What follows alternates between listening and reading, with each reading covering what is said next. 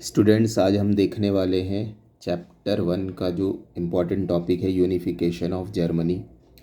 तो यहाँ पे हम इस रफ ड्राइंग के माध्यम से समझते हैं कि किस तरीके से जर्मन यूनिफिकेशन की शुरुआत होती है।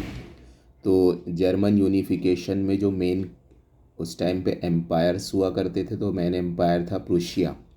सो Prussia initiated the German unification process. तो इसमें क्या था कि नेबरिंग जो एम्पायर्स थे, फ्रांस, डेनमार्क और ऑस्ट्रिया, उसमें कुछ रीजन्स थे जो कि जर्मन स्पीकिंग थे। फॉर से हम इतने रीजन्स मान लेते हैं। फ्रांस का था, ये जो रीजन है ये ऑस्ट्रिया का था। तो इन पार्ट्स को क्या करना था, ऑस्ट्रिया से लेकर प्रूशिया में मिलाना था। यहाँ से डेनमार्क से भी इस पार्ट को लेना था जर्मन स्पीकिंग, और इसको इसमें मर्ज करना था। और इसी तरह फ्रांस से था।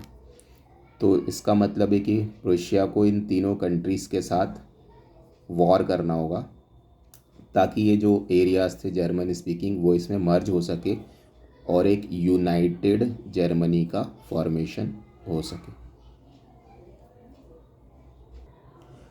तो हमें जो पहला पॉइंट लिखना होगा वो यही है कि Russia took on the leadership of the movement, या फिर हम इसको ऐसे भी लिख सकते हैं, Prussia initiated the German unification.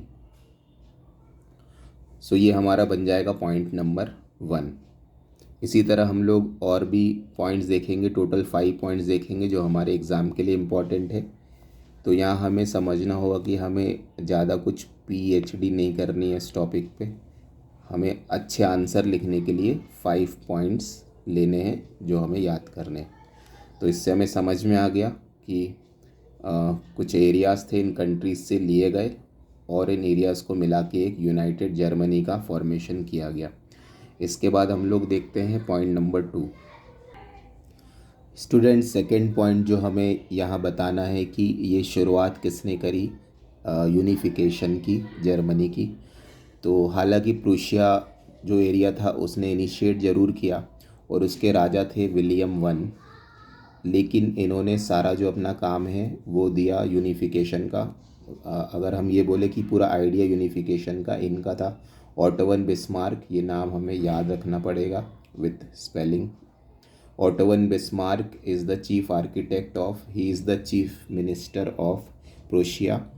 सो उस एम्पायर के ये चीफ मिनिस्टर थे जिन्होंने इसको इनिशिएट किया और कंप्लीट किया, और जर्मन यूनिफाइड जर्मनी इनको लाके दे दिया, और ये जाके फिर आगे उसके फर्स्ट एम्परर बनेंगे। तो सेकंड पॉइंट हमें लिखना होगा, auto von Bismarck is the chief architect of German unification.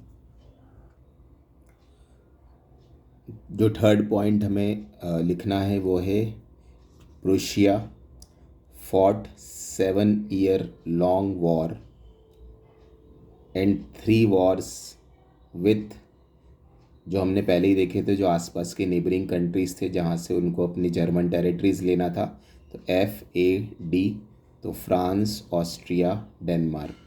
तो this is important, 7 year long and 3 war is fought with France, Austria, Denmark. तो किसने लड़ी थी? प्रूशिया ने, ताकि जर्मनी बन सके यूनिफाइड। जो वॉर थी वो 1864 से 1871 तक ये चली थी। तो इस वॉर के बाद जो जर्मन यूनिफिकेशन का प्रोसीजर था वो कंप्लीट हो जाता है। तो ये हमारा बन जाएगा पॉइंट नंबर 3। फोर्थ पॉइंट है, जीतने के बाद ऑटो वन बिस्मार्क और जो मिनिस्टर्स है इनके साथ जो हमारे कैज़र विलियम वन थे वो hall of mirror at Versailles में मिलते हैं, और यहाँ पर कैज़र विलियम वन को first emperor of United Germany बनाया जाता है। लास्ट जो पॉइंट है, फाइनली 1871 में कैज़र विलियम वन या William one become the emperor of United Germany, और इस तरीके से जर्मनी का यूनिफिकेशन ख़त्म होता है। इसमें हमने देखा जो मेन रोल प्ले किया था वो ऑटो वन बिस्मार्क का था, और इस तरह जर्मनी यूनिफाइड हो जाता है। इसके अलावा भी हमारा इटली का यूनिफिकेशन है, और स्ट्रेंज केस ऑफ ब्रिटेन है जिसमें भी यूनिफिकेशन ही है। ये जो 3 टॉपिक है इसमें से लॉन्ग क्वेश्चन आते हैं हर साल, तो इन तीनों में से एक आपको कहीं ना कहीं देखने को मिलेगा।